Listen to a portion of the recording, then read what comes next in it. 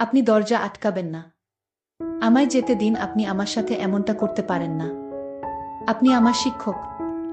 আমি যখন এই কথা বললাম তখন স্যার আমাকে দরজাটা লক করে আমার সাথে যা করলো তা শুনলে আমি কথা দিচ্ছি তোমাদের মাথা গরম হয়ে যাবে। তাহলে আসল ঘটনাটি বলি। আমি যখন কলেজে বিএ অনার্সে ভর্তি হলাম, সে বছর থেকে টিউশনি পড়াতে শুরু করলেন। টিউশনি পড়ানোর উদ্দেশ্য ছিল পিছনের ক্লাসের বিষয়গুলোকে মনে রাখা ও চর্চা করা। তাই টিউশনি পড়াতে শুরু করলাম ক্লাস 8, 9, 10 ছেলে মেয়েদের নিয়ে। নিজের ঘরেতে পড়াতাম। শুরুতে 4 জন ছাত্রছাত্রী ছিল। টিউশনি পড়ানোর সময় ছিল সন্ধ্যা 7টার পর। কারণ কলেজে যেতাম, বিকেল 4টাতে আসতাম বাড়িতে। তারপর খাওয়া দাওয়া করে একটু রেস্ট নিয়ে পড়াতে শুরু করতাম। 5 জন ছাত্র আর একটা ছাত্রী। শাকিল আর অজয় ইন্টারে পড়ত, আর অন্তরা পড়ত ইন্টার সেকেন্ড ইয়ারে। আসল কথায় আসি, প্রতিদিনের মতো পড়াতে পড়াতে অন্তরা প্রতি আমার এক অন্যরকম অনুভূতি কাজ করত। আমি অন্তরার দিকে তাকিয়ে থাকতাম, তার সৌন্দর্য দেখতাম। আমি যতবার অন্তরাকে দেখি ততবার আমার মনের ভিতর অন্যরকম অনুভূতির সৃষ্টি হয়। অন্তরা যেদিন প্রাইভেট পড়তে আসতো না, আমি সেদিন কাউকে পড়াতাম না, ছুটি দিয়ে দিতাম। কারণ অন্তরাকে ছাড়া আমার পড়াতে ভালো লাগতো না। অন্তরা দেখতে অনেক সুন্দরী। অন্তরার বাবা মা আমাকে বিশ্বাস করে আমার কাছে পড়াতে দিয়েছে। অন্তরার প্রতি আমার মায়ের সৃষ্টি হলো। তাকে কিভাবে পাওয়া যায় সেই চিন্তা আমার মাথায় সবসময় ঘুরপাক খাচ্ছে। অন্তরা আমাকে দাদা বলে ডাকত। আমাকে বলল, দাদা আজ ইংলিশ পড়াটা করে আসেনি। কথাটা শুনতেই আমি প্রচণ্ড রেগে গেলাম। ও আমার চোখে মুখে তাকিয়ে ভয় পেয়ে গেছিল, আমি বুঝতে পারছিলাম। তখন আমি বললাম, সবাইকে পড়াটা দেখিয়ে দেখিয়ে দেওয়ার পর তারপর তোর শেষের দিকে ব্যবস্থা হবে। সেদিনকে আমি খুব রেগে গিয়েছিলাম, কারণ সেদিন কলেজে আমার বন্ধুরা আমার গার্লফ্রেন্ড নেই বলে সবার সামনে অপমান করেছিল। সেদিন সবাইকে ছুটি দিয়ে দিয়েছিলাম, শুধু অন্তরা একা বসেছিল। তখন প্রায় 8:30 বাজে। আমি ছুটি দিই সাধারণত সবাইকে 10টা বা 10:30। সেদিন সবাই প্রায় পড়া শিখে এসেছিল, তাই সবাইকে ছুটি দিয়ে দিয়েছিলাম। বসেছিল শুধু অন্তরা। অন্তরা আমার মুখের দিকে তাকিয়ে চুপচাপ চোখের জল ফেলতে শুরু করল। তখন আমার রাগ ঠান্ডা হয়ে গেল। কান্নাকাটি দেখে ওকে আমি সেদিন বই নিয়ে বাড়িতে চলে যেতে বললাম। আরও একটা কথা জানিয়ে রাখি, ওর সামনে মাসে ফাইনাল পরীক্ষা বলে সোমবার করে একটু বেশি সময় ধরে পড়াতাম। বলে রাখি, অন্তরা একটি যুবতী কন্যা, দেখতে অনেক সুন্দরী ছিল। আমি যখন ঘরে পড়াতাম তখন আমার ঘরে কেউ ঢুকতো না যতক্ষণ না পড়ানো শেষ হতো। সোমবার বলে সেদিন আমি নিজের বিছানায় ঘুমাচ্ছিলাম।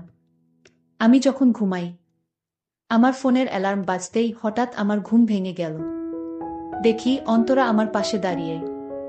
আমি অন্তরাকে বললাম, তুই দাঁড়িয়ে আছিস? আমাকে ডাকিসনি কেন? তুই এতক্ষণ দাঁড়িয়ে থেকে কি দেখছিলি, সত্যি করে বল। আমার কোনো কথার জবাব দিচ্ছে না। সে লজ্জায় মাথা নিচু করে দাঁড়িয়ে আছে। আমি আবার তাকে জিজ্ঞেস করলাম, অন্তরা তুই আমার ঘুমের ঘরে এসে কি দেখছিলি বল।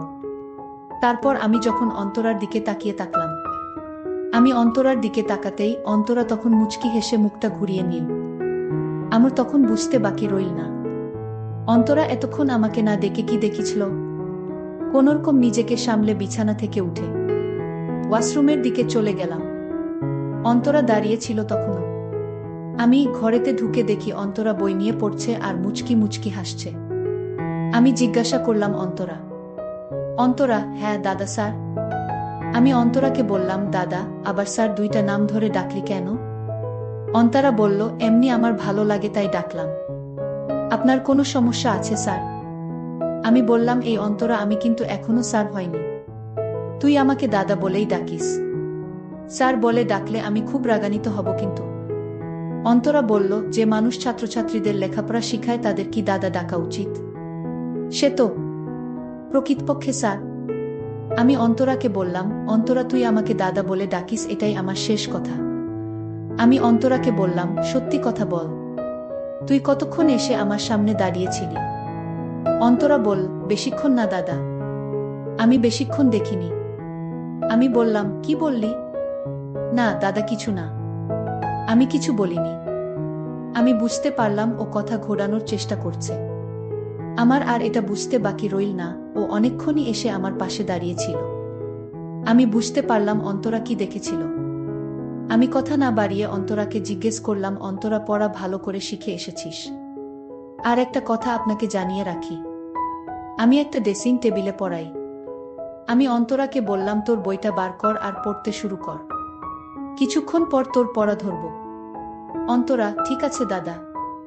আমি অন্তরাকে বললাম, আজ যদি পড়া ভালো করে আদায় না করতে পারিস তাহলে তোরে আজ কঠিন শাস্তি দিব। আমি বুঝতে পারছিলাম অন্তরা আজ ভালো করে পড়া শিখে আসে নাই, আর পড়াতে তেমন মন নেই। অনেকক্ষণ ধরে দেখছি ও বই বের করে পড়ছে না, কিন্তু অন্তরা আজ এমন করছে কেন? আমি অন্তরাকে বললাম, অন্তরা, আজ যদি পড়া ঠিকঠাক মতো আদায় না করতে পারিস তাহলে আজ তোর কপালে দুঃখ আছে। অন্তরা বলল, ঠিক আছে স্যার, পড়া না পারলে আপনি আমাকে যে শাস্তি দিবেন সেই শাস্তি মেনে নিব। আমি ওকে বললাম, কিরে অন্তরা, পড়া দিবি না? অন্তরা কোনো কথার উত্তর দিল না। আমি আবার বললাম, কিরে তুই পড়া দিবি না? অন্তরা আতকে উঠল আর বল, কি দাদা? আমি আবার বললাম, পড়া দিবি না? অন্তরা বলল, দাদা, আমার কেমন হচ্ছে? আমি সবই বাড়ি থেকে মুখস্থ করে এসেছিলাম, কিন্তু কেন জানি না আমার সব উল্টপাল্ট লাগছে। আমি ওকে বললাম, আমার পাশে আয় বইটা নিয়ে। অন্তরা বলল, কেন দাদা? ও আমাকে বলল, আরে তুই আমার কাছে আয়, তারপর বুঝতে পারবে। অন্তরাও ভয়ে ভয়ে বইটা আমার পাশে নিয়ে আসলো। আমি অনেকক্ষণ ধরে দেখছি তুই চুপচাপ হয়ে আছিস, পড়ায় কোনো মন নেই তোর। ওকে জিজ্ঞাসা করলাম, কি হয়েছে তোর? অন্তরা মাথাটা নিচু করে আমাকে বলল, কিছু হয়নি দাদা, আমি ঠিক আছি। আমি বললাম, অন্তরা, তোর সামনে ফাইনাল পরীক্ষা, তুই এখন না পড়লে পরীক্ষায় তো ফেল করবি, তখন তো আমার বদনাম হবে। আমি কিন্তু তোকে কঠিন শাস্তি দিব পড়া আদায় না করতে পারলে।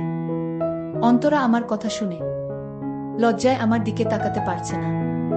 ও বুঝতে পারছিল সে আজ পড়া আদায় করবে না, তার মন মানসিকতা অন্যদিকে চলে গেছে, সে আমায় নিয়ে কিছু ভাবছে। আমি আবার বললাম, অন্তরা, তুই পড়া আদায় করবি না, শাস্তি দিব। অন্তরা আমার মুখের দিকে তাকিয়ে একটাই কথা বলল, আমাকে শাস্তি দিন। আরে অন্তরা, আমি কেন তোকে শাস্তি দেব?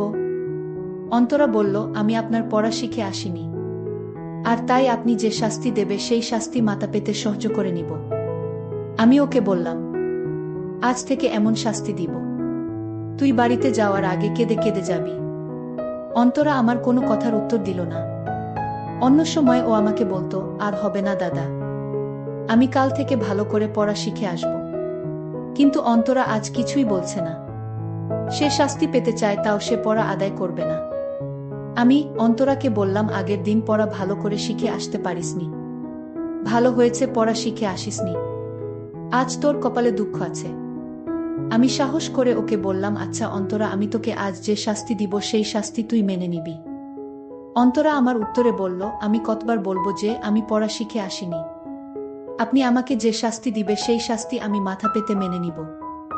আমি অন্তরা কথা শুনে আমার অনেক সাহস বেড়ে গেল। আমি মনে মনে চিন্তা করতে লাগলাম, আজ যে সুযোগ পেয়েছি সেই সুযোগ হাতছাড়া করা যাবে না, সুযোগটা কাজে লাগাতে হবে যে করেই হোক। আমি অন্তরাকে জিজ্ঞেস করলাম, আমি আজ তোকে যে শাস্তি দিব সেই শাস্তি কিন্তু কাউকে বলা যাবে না। অন্তরা বলল, দাদা, তুমি এমন কি করবে যে কাউকে বলা যাবে না? আমি যা বলছি তাই কাউকে বলা যাবে না। আমি দাদার মতলব জানার জন্যই। আমি বললাম, ঠিক আছে স্যার, আপনার কথায় রাজি, আমি কাউকে বলবো না। তুই আমাকে এখন স্যার ডাকলি কেন? আমি তোকে কতবার বলবো তুই আমাকে স্যার ডাকবি না? ঠিক আছে, আর ডাকবো না। এখন কি শাস্তি দিবেন দেন, আমি তাড়াতাড়ি বাড়িতে চলে যাব। যাই করো তাড়াতাড়ি করো, বাবা মা আমার জন্য চিন্তা করছে। আমি বললাম, অন্তরা, তুই তোর বাবার কাছে থেকে একটা রাত ছুটি নিতে পারবি। আমি বললাম, রাতে ছুটি নিব কেন? আমি বললাম, অন্তরা, রাতে ছুটি নিতে পারলে বুঝতে পারবি। অন্তরা বলল, আমি একটা মেয়ে মানুষ বাবা, কি আমারে রাতে ছুটি দিবে? আমি অন্তরাকে বললাম, তুই আমার সাথে একমত কিনা সেটা বল। যদি রাতে আসতে তোর ইচ্ছা থাকে তাহলে আমি তোর ছুটির ব্যবস্থা করব তোর বাবাকে বলে। অন্তরা বলল, আমার কোনো সমস্যা নাই, আপনি যদি আমার বাবার কাছে থেকে ছুটি নিতে পারেন।